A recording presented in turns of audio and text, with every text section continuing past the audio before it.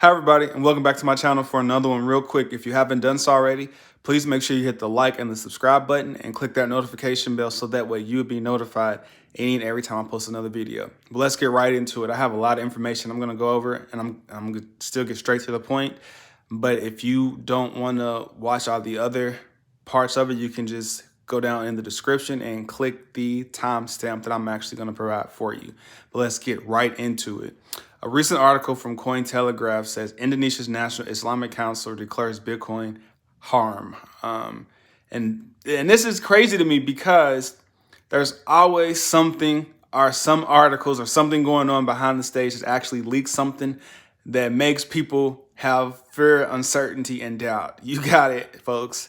FUD. This always happens in the world of crypto. Anytime there's a skyrocketed in price, there's a price discovery that happens and a new all-time high. This always happens. It never fails, and the tactics are really starting to get old. Like, just come on. Like, do you always have to put FUD out to crash the market? And then once you put FUD out to crash the market, then a day or two later, I can guarantee you somebody's gonna say, we bought the dip, we bought Bitcoin, we bought other crypto. Like, that never fails. Like, come on, like, grow up. Like, you're in the government now. Like, just accept the fact that Bitcoin is Bitcoin and that it's gonna continue to grow no matter what you do. Because I can guarantee you, the new people that's coming in, my new subscribers that I'm getting daily, just pay attention. When Bitcoin goes up, I can guarantee you the next day or the next morning, there's going to be FUD that's going to make you want to think that Bitcoin is going to zero. And newsflash, Bitcoin is not going to zero anytime soon. It's possible in the future, but with any investment, there's always a risk. I'm not a financial advisor, but you have to understand. People are trying to get your Bitcoin. People are trying to get your other cryptos because they know what it's going to be in the future, and the future is now. You just have to understand and pay attention. Pay attention to let us connect the dots for you if you can't connect the dots, if you cannot connect the dots on your own. But Bitcoin is here to stay. It says that the National Council of Indonesia, top Islamic scholar body, has reportedly found cryptocurrencies like Bitcoin to be harm or forbidding by the tenets of Islam. And then goes off by saying, in order for the MIU to endorse crypto trade, cryptocurrencies like Bitcoin need to be abide by certain guidelines as a commodity or digital asset and show clear benefit. But that's the thing, like, and I don't know, what the government or the council over there is, thinking what cryptocurrency is. But Bitcoin is already classified as legal tender in a few places in other countries. Bitcoin already has a regulatory clarity in the US. Do I necessarily agree with what they're standing by with the other cryptocurrencies? No. But Bitcoin's has already been given the green light and it's already becoming the household name. So as far as this particular situation goes, I believe this is just FUD. The article then goes off by saying the MIU discussed Bitcoin as part of the FUD Commission, which is designed to address some of Indonesia's biggest social, political, economic, and legal issues through the lens of Islamic laws. It says, while the MIU is a government-funded organization, the council's latest decision is reportedly not legally binding. Okay, so good. So that means it's not legally binding, but at the same time, if it's not legally binding, why would you throw this information out there while Bitcoin is on the cusp of getting 70,000? It never fails. You can knock Bitcoin down, but you cannot knock Bitcoin out. I'm telling you, like, there was no reason for this article to come out. Not necessarily an article, but there was no reason for the council or the MIU government for them actually saying this, because if this is not legal binding, then you shouldn't have even posted this. Meaning, by even saying and letting the people know that Bitcoin is considered forbidden. Like, this council shouldn't even say anything. This article is great. I'm glad that this came out, but the MIU should not even mention that that Bitcoin could be an issue, because because they have been classified as a digital asset or a commodity. So yeah, this is just FUD. Bitcoin briefly passed 69,000 for a split second. But then the moment it passed it, some government had to come out and say, oh, this could be harm, this could be forbidden. That's okay. You can keep saying something's forbidden, but no matter what you do and no matter what you say, Bitcoin cannot and will not be stopped. It's just that simple. There was a lot of FUD going on. And speaking of FUD, here's another article. Like I said, it never fails, people. It never fails. Anytime Bitcoin is about to cross a milestone, there's always some type of government form of entity that's trying to knock it right back down. And I understand, for the new people that's actually coming in that wants to invest in crypto or are actually looking to invest in crypto, do your research on it. But we have to tell you this as content creators is that when Bitcoin hits a milestone, the next day or 2 days or so, there's always going to be some news that's going to underline and undercut Bitcoin and say, oh, Bitcoin may be banned. Oh, Bitcoin may go to zero. Oh, some banks are going to ban it. Oh, some governments are going to ban it. It never fails. And this time we have several news about how crypto can be harmful. And this is another one. Nigerian Banks tracking customer accounts for crypto trading. And it also goes by saying personal accounts with large multi-day inflow and outflow are being tracked at the best of the country's central bank. Let me see. And it says here, yeah, it's just, it never fails. When this, it says in Nigeria, it says here, commercial banks have begun monitoring accounts that appears to be utilized for cryptocurrency trading. It says the action in response to other form of the Central Bank of Nigeria, CBN, demanding all commercial banks freeze accounts belonging to at least 2 individuals engaged in cryptocurrency trading. Well, what did they do? It says here, according to a report by a local publication leadership, in an internal memo in one of the banks instructed employees to start monitoring accounts with significant transactions volumes for those that are believed to be used for cryptocurrency trading. The memo, according to the leadership, reads, We wish to reiterate that the CBN is strictly monitoring non-compliance with the derivative of closure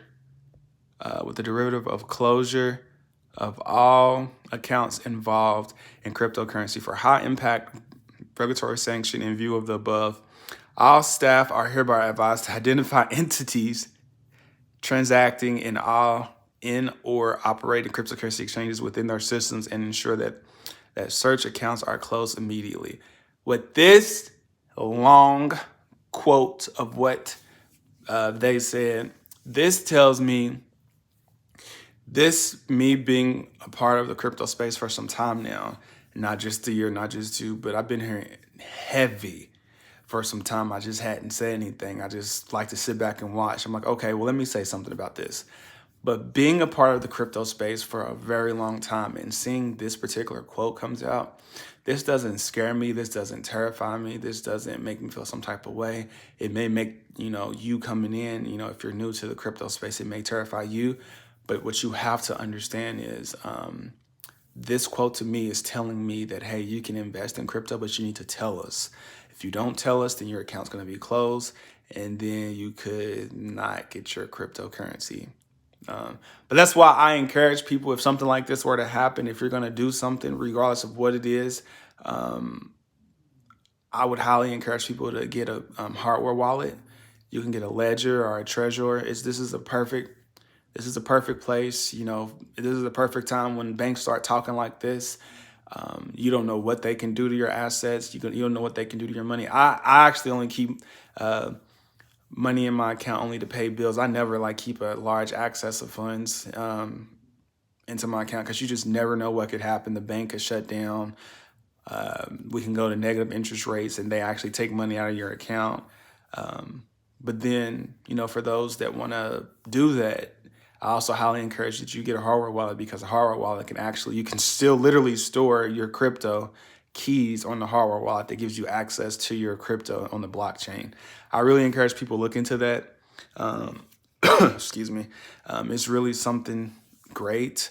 But here it says here, the document emphasized that employees who intentionally neglected closing accounts involvement in crypto trading would be penalized. All the workers are now required to participate in monitoring accounts. I see what they're doing. I'm glad, the banks were just like, hey, let us know what you're doing. But at the same time, why do you have to let the banks know what you're doing? If you're doing something right, and you see where the influx is coming from, why do we have to let the banks know? Like, is there a certain tax code that you're gonna write on my account over in Nigeria? Like, is there a certain tax code? Is there a certain way that you're gonna treat us if we're members of this particular bank in Nigeria? And that's the thing. And what's crazy about it is, just a few weeks ago, they just came out saying that they're looking at CBDCs for the Stellar blockchain. So it's just a mystery to me of why they would do that, but then say, if you don't let us know, we're going to close your account. That just does not make sense to me. Make it make sense. Like, why does a customer in Nigeria have to let you know whether or not they're trading? That tells me that there's going to be like some type of specific tax code on there. And you can clearly see by the transactions, because I can guarantee you, if it's a day trader, I can guarantee you those numbers are going to go up and down, up and down. You're going to see numbers that you haven't seen before if they're day traders. So it's just, don't mark the accounts. Don't flag the accounts because of that, because they're not telling you. I get there's going to be a large amount of sums coming in back and forth, but that's what a bank is. A bank is supposed to allow you to hold your money. You shouldn't have to have permission to hold your money into that account. I mean, what I would do is I would just simply switch accounts, switch banks, or go somewhere else. But I mean, that's just me. I'm not trying to give anybody any suggestions on it. But yeah, that's a red flag to me. That's a red flag to me. If a bank asks, like if a bank says, we're going to flag your account if you don't tell us what you're doing with it, that's a red flag. But, that's my thoughts on that. There's always FUD.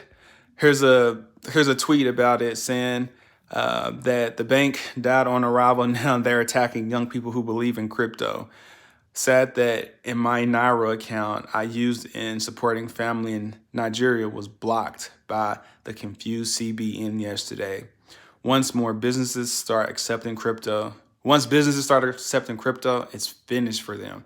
And that tweet right there, that is so true, because if you utilize the bank and let's say you go to like use Coinbase or whatnot, or Binance, if you utilize your bank as a parking spot, say like my money's in the bank, right? And then you transfer it to Coinbase, right?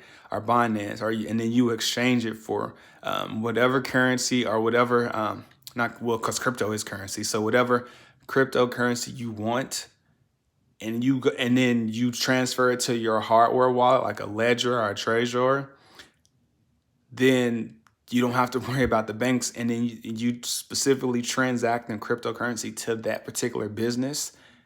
That is a game changer, because now I've already transferred all of my money and I turned it into crypto. But now this particular business that I go to every day, all day, accepts crypto. The only time I would really need a bank is not to cash out, but it would be to refuel my hardware wallet to pay the business. That is a lifesaver, a game changer. The banks would be dead on arrival. It's just that simple. Like, the banks would be gone. The banks would be considered a holding cell for that. There's more tweets saying that this is unconstitutional, that this shouldn't happen, but to each his own. I don't live there in that country. I don't know the rules there, but what I do know is that anytime somebody goes against Bitcoin, anytime somebody tries to undermine the world of cryptocurrency, it always goes back to bite them in the butt. I will say that. But yeah, There's always FUD going on. I'm used to it. The people in the market are used to it by now, that have been here for a while. And we know that anytime Bitcoin goes up, the FUD also goes up also. Make that make sense. Like, you would think by now, Bitcoin has been here for some years now. You would think that people would just stop trying to make other people sell their Bitcoin by, creating FUD, but whatever. We're going to keep going. And another news that's not Bitcoin related, Rocket Pool for ETH 2.0 staking services has finally launched. And when it launched, it hits stage 2 cap in 45 seconds. Like, wow. Ethereum's here to stay, people. Like it or not, it's the number 2. It's going to be number 2 for a while. Yeah, like, it's going to be number 2 for a long time. Like it or not, it is here. It says the ETH staking provider only requires 16 ETH to run a mempool. Oh, really? Only 16? Okay, that's good. It's still a lot, because I believe 1 ETH is about 4,700 right now. Yeah, it says ETH is 4,700, but it used to be to actually run a mempool of a mini pool or any type of staking pool. It used to be 32 ETH. So, that's completely dropped. That's a good thing for people who want to actually run a mini pool. It says stakers with as little as 0.01 ETH can put their crypto to work on the Beacon chain. That's great. That's great news. This is ETH is finally delivering, their promises, and I'm excited for them. Now, I will say this. I actually was looking to buy an NFT on the Ethereum blockchain. The gas fees are still high, but I'm not saying that it can't work, because ETH is going to always have that first mover's advantage when it comes to smart contracts, NFTs, but they don't have the first mover's advantage for proof of stake. That is actually on the Cardano blockchain, when it comes to being actually an actual competitor. Now, don't get me wrong, there's other competitors out there, but I actually got my NFTs on the Cardano blockchain, and I'm now part of the GOAT tribe and the Bumping Uglies tribe. I know, it's pretty dope. I'm gonna actually post my next NFT maybe sometime today, but yeah, ETH. I'm glad this happened for them. It says the launch of ETH2 staking services Rocket Pool saw it hit its stage 2 cap in just 45 seconds, which is extremely well. It says in its first 2 days of operations, Rocket Pool has registered 237 node operators across 42 global locations, with 1,088 ETH staked, according to an announcement that the platform now has total value locked 4,000 ETH at 13.9 million. See, that's great. That's great.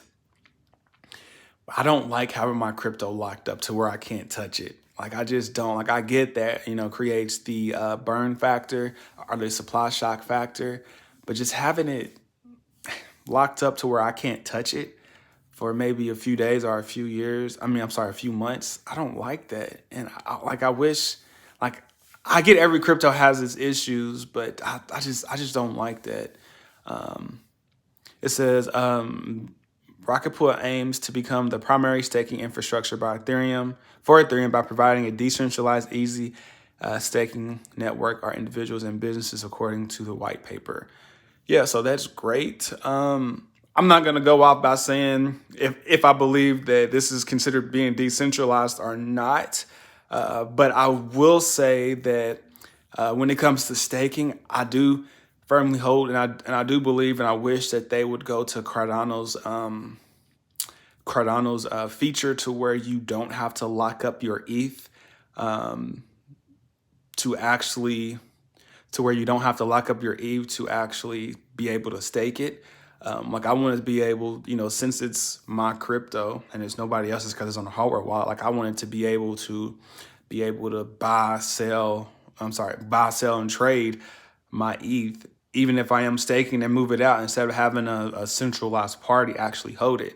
Because then really, is it really decentralized if the staking pool is actually holding it for you while you're staking it because it's locked up?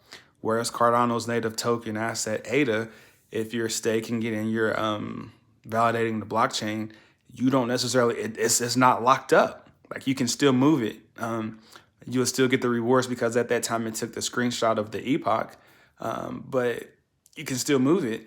And that's the difference between Ethereum and Cardano. Like they're not, for ADA it's not locked up, but for ETH it's locked up and it's like it's centralized. But I'm not bashing them. I'm not looking down on them. That's great that ETH 2.0 is finally coming together. But me personally, I don't want my Ethereum locked up. But moving on to one of the other news is Bitwise bullish on pure Bitcoin ETF after dropping futures filing. It says Bitwise chief investment officer explained why the firm has decided to drop its Bitcoin futures ETF and focus on the spot Bitcoin ETF. That is what we all have been wanting and waiting for. Do I believe that a spot ETF for Bitcoin is coming? Yes. I feel like it's coming and it's coming head on. We just have to be vigilant, pay attention, be patient. And for those that don't know, a Bitcoin spot ETF is just an ETF that allows you to settle in the actual cryptocurrency known as Bitcoin. It would be transaction daily. This is going to make the market for Bitcoin skyrocket. Let me tell you, it is absolutely going to be insane. It says here, Bitwise Asset Management has withdrawn application for Bitcoin futures based ETF and a number of such products launching in the US. While dropping its futures-linked ETF, the firm is still bullish on a spot Bitcoin ETF, which is designed to track Bitcoin directly. This was announced Wednesday. It says, ultimately, what many investors want is a spot Bitcoin ETF. Yes, we do. Nobody wants the cash-settled Bitcoin ETF futures because it's really not a Bitcoin ETF. It's people betting for and against Bitcoin, giving them limited exposure. But with the actual Bitcoin spot ETF, you actually get the full exposure and the full volatility that Bitcoin actually brings to the market. Like if Bitcoin goes up by 2,000, you will experience that going up by 2,000 for a spot Bitcoin ETF. But for a futures ETF, when it's cash settled, if Bitcoin goes up $2,000, you will probably only experience the going up of $5 to $56. Who wants that? I don't want that. Just go ahead and get it. Like Bitcoin, what is about 10, 11 years old now, 12 years old now? Go for it. It's already solidified its name. Get us a Bitcoin ETF that settles in Bitcoin. That's all that we ask. It says here, Hogan emphasized that the first Bitcoin ETF application that was ever filed was a spot-based ETF by Gemini Crypto Exchange founders Cameron and Tyler Winklevoss. Filed in 2013, the application was denied by the U.S., which it shouldn't have been. Commission and Exchange Commission in 2007. 4 years many have worked on this, including the team here, he said. It says Hogan went on to say that any ETF is a big step returning to multiple Bitcoin futures. And here's the thing. I do believe that a Bitcoin ETF is going to be done. I actually believe Jay Clayton's One River carbon neutral Bitcoin ETF is going to be done first because it has carbon neutral in it. But then after that, I think once that's done, I think all the other Bitcoin spot ETFs are going to get approved too. Now, do I necessarily believe in the Bitcoin carbon neutral one? No, but it's still a step in the right direction. But that's going to pave the way. Hopefully, it should be happening sooner than later. It says Hogan also noted that the BTC futures ETFs has reportedly soaked up all available capacity at the Futures Commission's merchants. So yeah, it's time. It's past time for a Bitcoin ETF to come. It's time. Like at this point, Bitcoin is considered legal tender in several countries. There's regulatory clarity coming up for Bitcoin in several countries. Bitcoin is now worth more than most of these top brand companies are now. It has over a 1 trillion market cap in itself. What Bitcoin does what Bitcoin does. Nobody can stop it. You can only get on this. You can only accept it, or you can't be. But no matter what you do, Bitcoin is still going to keep going. So it's time. it's literally time for a Bitcoin ETF. I don't know. I do think the government's taking their time because I feel like that they want to try to get all the Bitcoin that they can before they say we're approving a Bitcoin ETF. But real quick, before I get off, I'm going to go over the price. That is all I had to say for that. There's been a lot of FUD going on right now since Bitcoin was about to cross 70,000. Do I believe that it's going to cross 70,000 soon? Yes. Do I still think we're still on trajectory? Do I still think that we're on a trajectory up pricing? Yes, I believe that we're still going to hit between 100 and 150,000 by the end of the year. Do I believe that's going to be the top? No, I don't believe that's going to be the top. I believe this bull market is still going to go into June. But I'm not a financial advisor. Anything that I say, I'm saying this for entertainment purposes. Please do your research. You cannot let anyone tell you what you should invest in or how you should invest in it. But that's what I got to say about that. We're going to go straight to the price. And then I'm going to let you out right now. It says we're overall market at 2.8 trillion. We dropped a little. Once we get, I keep saying this, once we get to the 3 trillion mark, we are going to see a sky lift off. It's going to be super amazing. Let me tell you, just hold on. We got Bitcoin at 65,180. We got Ethereum at 4,714. We got Binance Coin at 629.